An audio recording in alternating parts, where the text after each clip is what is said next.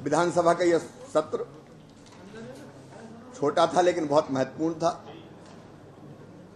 अनेकों मुद्दों पर, जनहित के मुद्दों पर, प्रदेश के विकास के मुद्दों पर सार्थक चर्चा हुई है।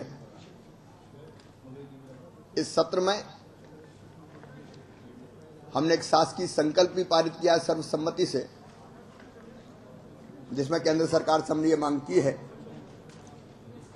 कि मध्य प्रदेश में गरीबों की संख्या के मुताबिक उनको आवास कुटीरों का आवंटन किया जाए। आमतौर पर मध्य प्रदेश की विधानसभा ने अपवाद छोड़कर अपनी गरिमा बना के रखी है। इस बार चर्चा हुई, कई चर्चा सर्वसम्मत हुई, जिसमें प्रतिपक्ष और पक्ष दोनों मिल गए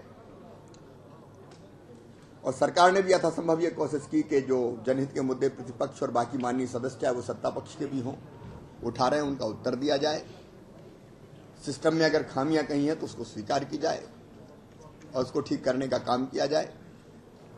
और इसलिए मैं मानता हूं कि ये सत्र सदन की गरिमा को बढ़ाने वाला, जनता के हित और विकास के कार्यों पर चर्चा करने वाला बहुत उपयोगी सत्र सिद्ध हुआ है। मैं माननीय अध्यक्ष जी, उपाध्यक्ष जी, नेता प्रतिपक्ष जी और बाकी सभी माननीय साथी सदस्यों का आभारी हूं। बहुत सार्थक सत्र। जितना जोर डालना चाहिए था अपने अधिकार का जोर डाला हम सब लोगों ने, लेकिन सदन में कार्रवाई वही होती है जो अध्यक्ष और सत्ता पक्ष चाहे।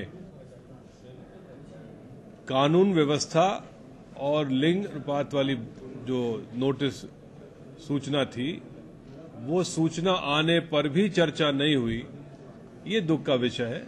वैसे ये बात अवश्य है कि अब की विधानसभा सत्र कम समय का रहा, लेकिन बहुत सारे और बिंदुओं पर सार्थक चर्चा हुई। जनता के बीच में प्रमुख मुद्दा कानून व्यवस्था, बिजली का संकट, किसानों के साथ दुर्व्यवहार और भ्रष्टाचार, चाहे वो गेम इन इंडिया का हो, चाहे अवैध उत्खनन का हो, चाहे अन्य इतने सारे भ्रष्टाचार हैं कि उसमें एक पूरी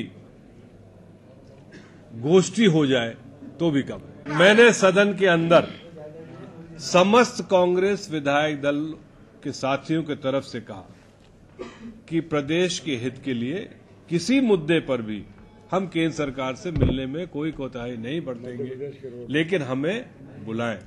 यदि वो नेशनल हाईवे के मुद्दे पर केंद्र सरकार के पास जा रहे हैं, उसके पहले मैं आदरणीय मुख्यमंत्री से प्रार्थना करूंगा कि प्रदेश की सड़कों, पीडब्ल्यूडी की सड़कों की हालत के बारे में जो थोड़ा जानकारी ले लें, क्या व्यवस्था वहां सुदृढ़ है कि नहीं। क्यों उनके मंत्री और विधायक ही खुद कैबिनेट बैठक में विरोध कर रहे हैं कि इतने हालत हो गई थी कि पीडब्ल्यूडी मंत्री को अधिकारियों को बुलाना पड़ा कि बताइए भाई आपके क्षेत्र में ये गड़बड़ी कैसे हुई।